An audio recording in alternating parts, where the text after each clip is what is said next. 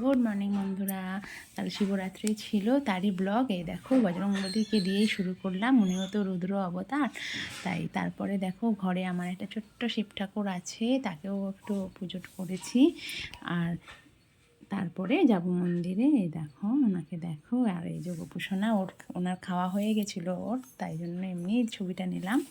তারপরে ওদেরকে দিয়ে এই যে আমি এবারে বসে গেছি কাজকর্ম সেরে, ঘরের পুজো সেরে পুজো দিতে যাব, তার জোগাড় করতে। তো দেখো গুছিয়ে নিচ্ছি বেলপাতা ফুল টুল সব নিয়ে, তারপরে বেরোবো পুজো করতে। তখন প্রায় বিকাল হয়েই এসেছে। এই দেখো বেলপাতাগুলোকে একটা একটা না নিয়ে নিলে না মন্দিরে গিয়ে খুব অসুবিধা হয়। আছে ধুত্র ফুল, আছে আকন্দন মালা, কাটা, আর এই যে ফলও সব গুছিয়ে নিয়েছি। নিয়ে এবার যাব রেডি হয়ে। এই যে রেডি হয়েও গেছি, দেখতে থাকো বন্ধুরা। ওই দেখো আমার মেয়ে ফটো তুলে দিয়েছে, এই যে ওইদিকে দেখো আবার যাওয়ার ভিডিও করছে একটা। এই দেখো যাচ্ছি দুজনে একসাথে, একটা কিছু ধরতে পারে না, খালি ভিডিও করছে। যাকে ভালোই হলো, ক্লিপগুলো নিলে। এই দেখো এটা আমাদের পাড়ার মন্দির, সামনে একটু হেঁটে গেলে কি সুন্দর বাবা তারকনাথকে সাজানো হয়েছে। দেখো তোমাদেরকে দেখালাম, দেখতে থাকো। তারপরে পরপর পুজোগুলো দেখতে থাকবে। একটা স্টিল ছবি নিয়ে নিয়েছিলাম ওনাকে, খুব সুন্দর সেদিন লাগছিলো। এই দেখো সবাই, এই দেখো জল ঢালার জন্য ঠাকুরমশাই মন্ত্র বলছেন, সবাই রেডি হয়েছে। তারপরে এবার এক এক করে জল ঢালবে।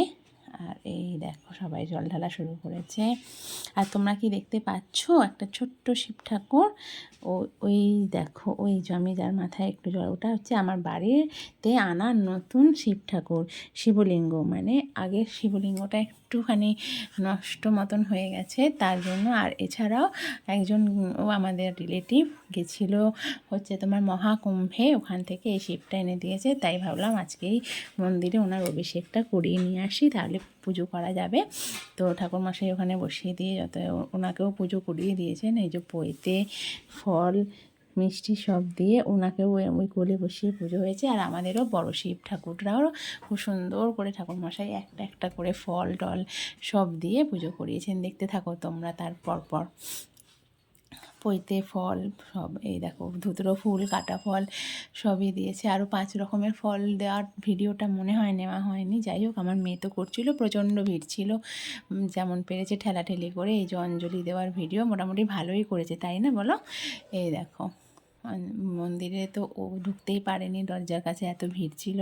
কিভাবে করেছে দূর থেকে ঠেলাঠেলি করে। আর দেখো কি সুন্দর আমার ভিডিওটা তুলেওছে। এই দেখো অঞ্জলি দেওয়া হয়ে গেল, খুব সুন্দর করে কালকে পুজো হয়েছে বন্ধুরা। তোমরাও জানিও কমেন্টে কার কেমন শিবরাত্রি গেছে। এই দেখো বেরিয়ে একটা ছবিও নিয়ে নিয়েছে পুজোর পরে।